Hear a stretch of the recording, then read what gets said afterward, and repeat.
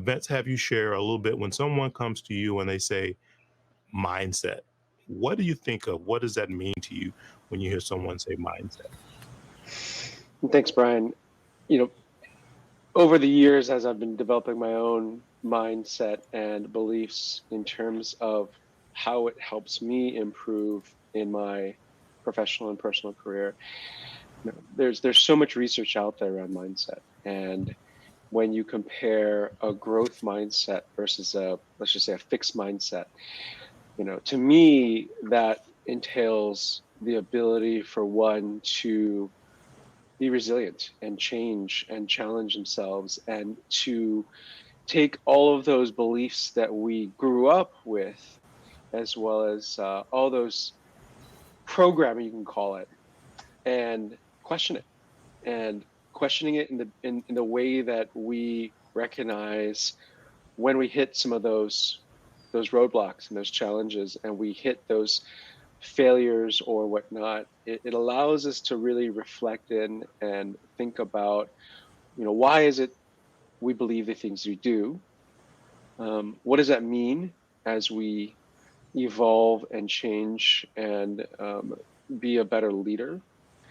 And then, you know, how do we constantly improve ourselves and cause reflection on how we treat ourselves, how we interact and treat others? What are some of the components to living your most fulfilled life? And then, of course, the big thing for me as a parent is, how do I help my kids become more resilient, to believe that they are uh, they have the ability to, be their own destiny and whatnot.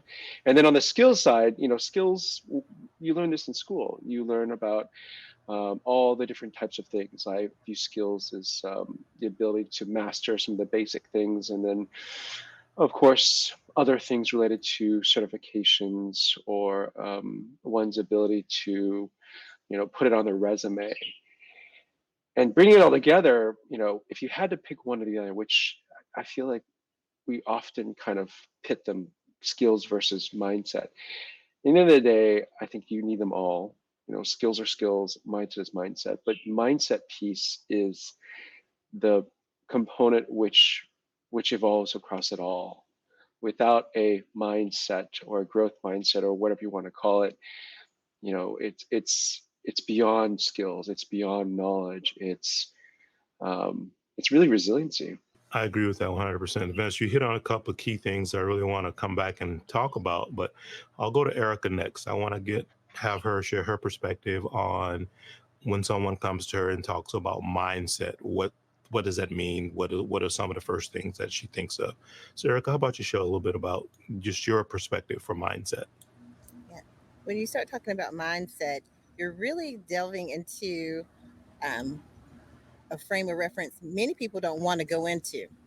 When you ask what your current mindset is, that forces a person to actually sit down and think about their present mind. And the thing about your present mind is that it's made up of a lot of past experiences. So people may know where they want to go, but to actually sit down and do the evaluation on where their mind is and what they need to do to take it to the next level, most people don't want to do that work because they don't want to think about where they've been and where they are now.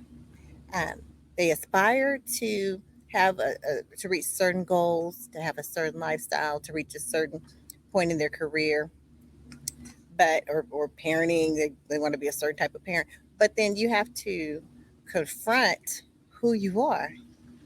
And for most of us, that's very, very painful, and not just painful, but also time consuming to work through those things. So when people ask me about a mindset, well, first of all, you have to sit down and acknowledge where your mind is right now and make a list of opportunities that that you can explore to address whatever's going on with your current frame of reference, your current mind. that would be, in my opinion, the first step.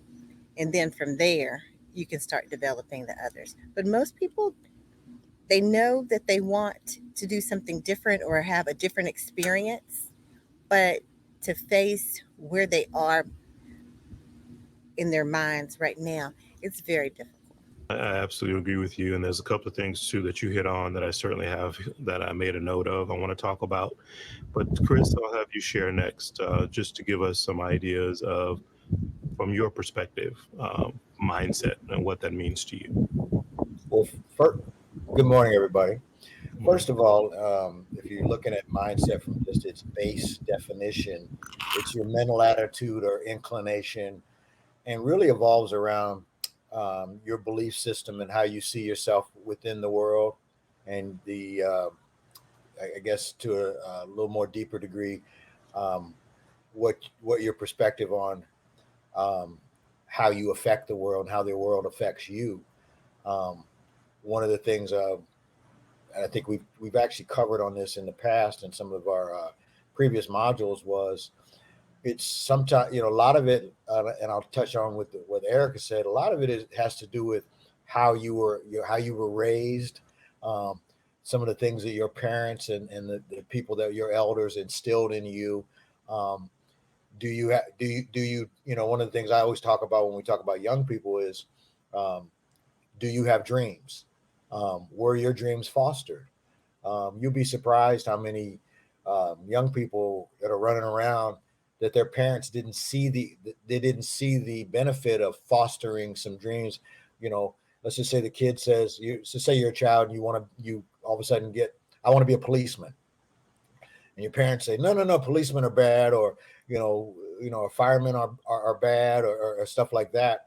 But it's really about, I honestly, the one thing my parents did do for me is they did allow me to dream, um, and I thought that that was probably the best thing that they could do for me. But the thing that also needed to come in there was the discipline of those dreams.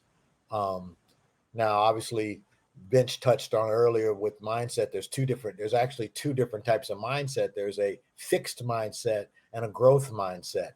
Now, when I saw that, I immediately thought, well, I'm a growth mindset guy because I always look for infinite possibilities of what can be. And I actually use that to drive me today. Um, and I think if you look at it, uh, so let's just go a versus standpoint, skills versus mindset.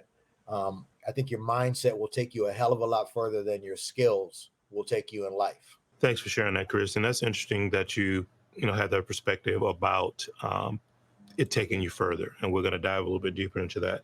Before we do, I'll just kind of my thought on mindset, and Erica kind of touched on it too. I think the key component with mindset is tied to self-belief and also maybe some of the self-limitations that you may have for yourself. Because I think a lot of the times that's where we get stuck, and especially when we're talking about developing a growth mindset. And that is tied to, as you said, Chris, dreams, dreams, having goals and objectives that you want to work towards, right? That are for you, not for others. And I think that's the other key component of it. That's part of the mindset piece, is really starting to understand and parse out what it is that is important to you in your life and where you're trying to go in the directions you would like to go, and that you're not doing it for others necessarily, or for someone specific, or because society says, or this is the norm, and those types of things.